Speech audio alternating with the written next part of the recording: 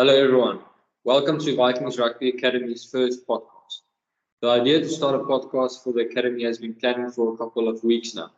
And who better to have as our first guest as a man who has made tremendous efforts and strides in the development of grassroots rugby in KZN. No other than Michael Koch. He has coached Rovers to 3 rugby cup titles and varsity college to 2 titles. A legend in the coaching of Durban and South Africa. Welcome, Michael. Great to have you on our first podcast. Thank you very much, Ian. I'm pretty sure we're going to enjoy the podcast and the interview, and thanks for having me. Awesome. Let's dive right into it. So let's start from the beginning to give our viewers a better understanding of how you got to where you are now. My first question will be, how did you get into the sporting industry? My father has a great love and passion for rugby, and as I grew up, I shared that love and passion. My father motivated me and supported me every step of the way. I decided after school that I wanted to play professional rugby, and I had a few good seasons. I got a very bad knee injury and decided to stop playing. I still had a lot of passion for the game and decided to start coaching. What was your motivation to keep pursuing your goals for such a long time and achieving these heights in sports? I enjoyed every moment of every day I was a coach.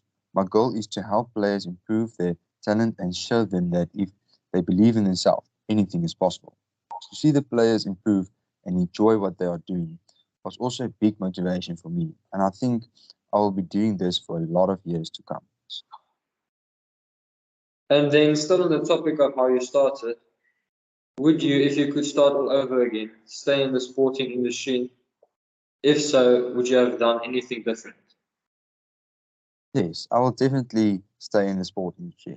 What I would do different is to go on more leadership courses and people skill courses at a younger age. The better you understand your players, the better you can coach them. Now that we know everything, how everything started, I would like to dive into the journey you had by getting here. What was the highlight and lowlight of your career in coaching?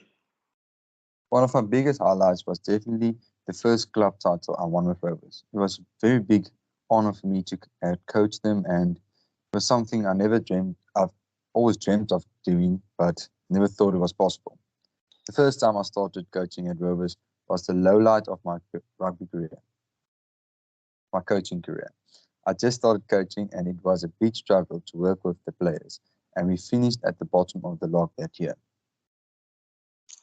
I remember that year vividly as I was one of the young players in your team, and I remember how you just kept on working with the players and built that same squad of players to become a Champion Cup team, and that's something I really admire from your coaching.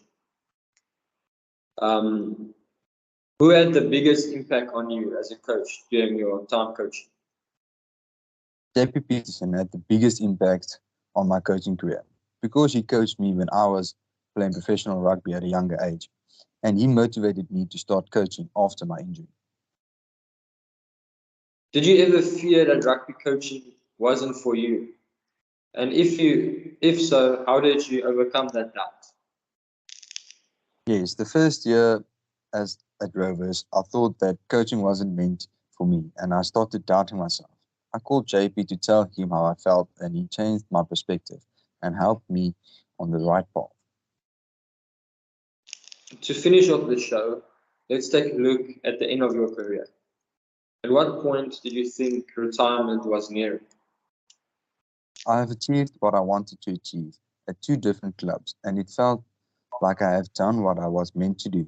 But as I decided that if I can still change some of the players' mindsets and help them improve, I still owe it to them to help them improve and to become successful. How would you summarize your journey as a thought sports leader in the rugby coaching industry? I would say that I had a successful coaching career and that no matter how tough things got, I had to improve in some way. And that was a challenge for me, but I enjoyed it a lot. How would you say good leadership qualities allowed you to achieve what you did? It motivated the players and they believed in me because of the way I coached. I didn't coach with fear, but rather by leading them and showing them what to do. And our last question for the podcast. If you could give advice to a young coach out there looking to get into the rugby coaching industry, what advice would you give them? I'll tell them to have interviews with those coaches that were and are successful and learn from them. Improve your leadership skills and find new ways to coach. Awesome, Michael. I'm sure any young coach out there would be so happy to have listened to you and our podcast here at Vikings Rugby Academy. Michael, to you, we say thank you so much for your time. We couldn't have asked for a better guest. Thank you very much, Ian. It was a big privilege for me to be here. I really enjoyed it, and good luck to you and your academy.